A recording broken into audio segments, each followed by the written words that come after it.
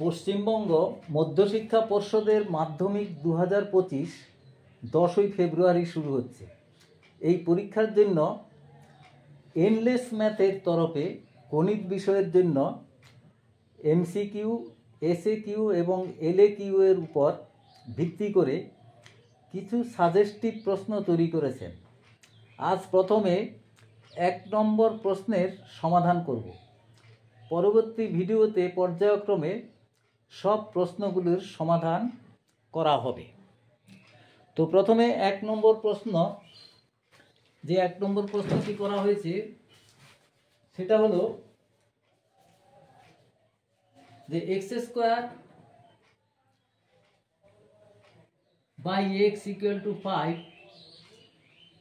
এই প্রশ্নের বীজদ্বয় কি কি হবে। তা আমরা যদি এখানে যদি ধরো x square equal to 5x, x square minus 5x equal to 0, therefore x into x minus 5 equal to 0 করি, তা আমাদের x নট ইকুয়াল টু 0, কারণ x হরের মধ্যে আছে। x দিয়ে যদি আমরা 0 দিয়ে ভাগ করি এটা সম্ভব নয়। সেজন্য আমাদের x এর মান হবে 5। এই 5টা এখানে আমাদের অপশানে দেওয়া আছে b, তাহলে উত্তরে আমাদের এখানে b উত্তর হবে। 1 এর 2, 3x square plus k plus 3 into x, 3x square plus k plus 3 into x plus 9। একটি বীজ বলা আছে 1, তাহলে আমাদের অপর বীজটি ধরি আলফা, তাহলে আলফা গুণিত 1 ইকুয়াল টু হচ্ছে c বাই a, এখানে c 9/3, therefore alpha equal to হচ্ছে 3। অপর বীজটি হবে 3 এবং সেটা অপশন হবে a। 1 এর 3, বার্ষিক 8% সরল সুদের হারে 100 টাকার 1 বছরের সরল সুদ 50 টাকার 2 বছরের সরল সুদের মানে অর্ধেক না দ্বিগুণ না 4 গুণ না সমান। তো এখানে আমাদের 100 টাকার 1 বছরের সুদ 1 বছরের সুদ বলা আছে 50 টাকা। সুদ হবে কত? 100 ইন্টু 1 বৎসর ইন্টু r/100, তাহলে এটা কত হবে? শুধু 8 টাকা। আবার এবার 50 টাকার 2 বৎসরের সুদ, সেটা কত হবে? সেটা হবে 50 গুণিত 2 গুণিত r/100, সেটাও r। তাহলে আমাদের উত্তরটা হবে সমান। সমানটা বলা আছে ডি, অপশন ডি এতে। এবার হচ্ছে 4 নম্বর, 5x স্কোয়ার মাইনাস 5x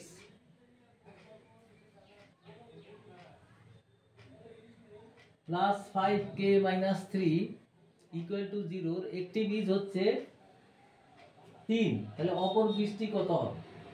তাহলে আমরা ধরি অপর বীজ আলফা, সুতরাং দুটো বীজের সমষ্টি হবে কত? আলফা প্লাস 3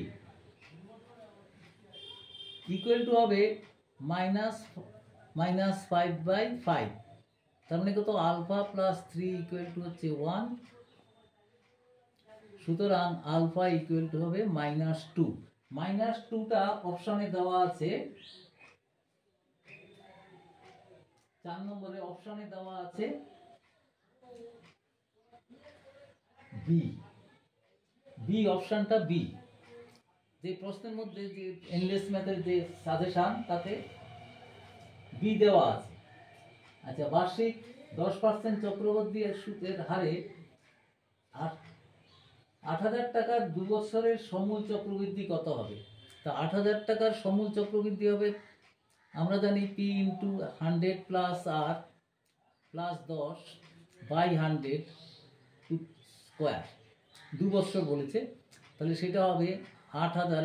এটাকে আমরা সমুল চক্রবৃদ্ধি থেকে এই বলে থাকি 8000 গুণিত 110/100 ইন্টু 110/100। তাহলে এইখানে কাটাকুটি করার পরে তাহলে দাঁড়াচ্ছে 11-11-121 ইন্টু 80, সেটা হবে 8 একে 8, 8 12 96, 9680 টাকা। সেই 9680 টাকাটা আছে অপশান বিতে। 6 নম্বর, অংশীদারি ব্যবসায় এবিসির বৎসরের লাভের অনুপাত 4:, লাভের অনুপাত কত আছে? 4:6:3, 4:6:3। তাহলে কিন্তু লগ্নির অনুপাতটাও বা মূলধনের অনুপাতটাও তাই হবে, নিয়ম তাই। মূলধনের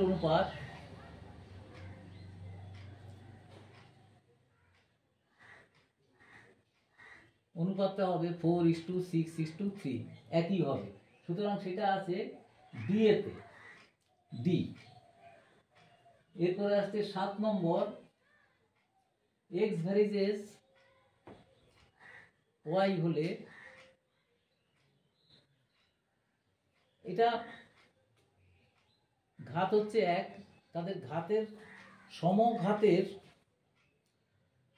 চলরাশির সমঘাতের অনুপাত সমান হয়, অর্থাৎ তাহলে আমাদের x to the power n varies as y to the power n, তাহলে অর্থাৎ আমাদের তাহলে x cube varies as y cube, অর্থাৎ সমান সমান ঘাত থাকবে। তাহলে সেটা হচ্ছে ডি, অনুপাত হবে ডি। এরপর আসছে 8 নম্বর, সাইন 3 থিটা 1/2, সেটা হচ্ছে সাইন 30।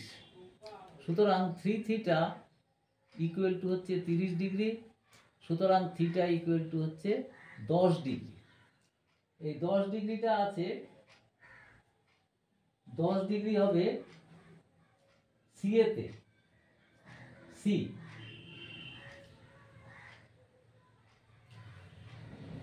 এরপর আসছে cos theta plus sec theta, cos theta plus sec theta equal to হচ্ছে 2। তাহলে ধরো আমাদের, তাহলে আমরা যদি হোল স্কোয়ার করি, এটা cos square theta, cos theta plus 1/cos theta equal to হচ্ছে 2।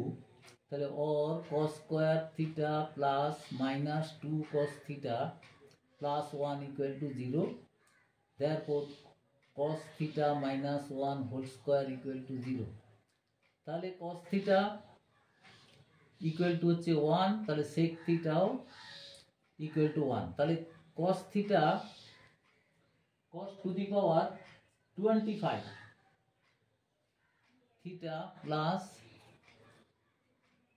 2025 plus sec 2025 theta equal to হবে 1 প্লাস 1 ইকুয়াল টু 2। তো 2টা আছে সি এতে, সি। এরপর আসছে 8 সেন্টিমিটার, 10 নম্বর, 8 সেন্টিমিটার ও 6 সেন্টিমিটার ব্যাস বিশিষ্ট দুটি বৃত্তের বহিঃস্পর্শ করেছে। দুটো যদি বহিঃস্পর্শ করি তাহলে এরকম ভাবে হবে, একটা 8 সেন্টিমিটার ব্যাস আর একটা 6 সেন্টিমিটার ব্যাস। তাহলে তাদের ব্যাসার্ধ হবে 4 আর এটার ব্যাসার্ধ হবে 3।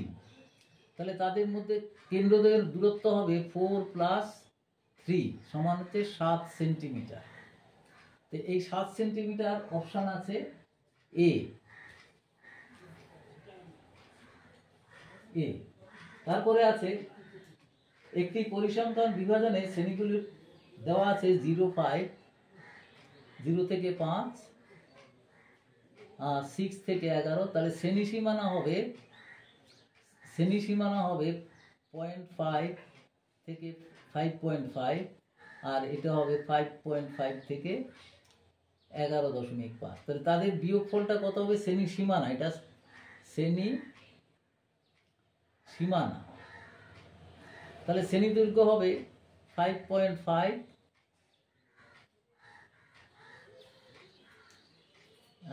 এটা মাইনাস হবে -0.5। তাহলে এদের মধ্যে আমি এই দুটো বিয়োগ করে শ্রেণী দৈর্ঘ্য হবে 6। এই 6টা হবে শ্রেণী দৈর্ঘ্য 6 আছে ডিএতে। এরপরে আসছে প্রথম 10টি অখণ্ড সংখ্যার গড়। অখণ্ড সংখ্যা 10টি অখণ্ড সংখ্যা হচ্ছে 0, 1, 2, 3, 4, 5, 6, 7, 8, 9।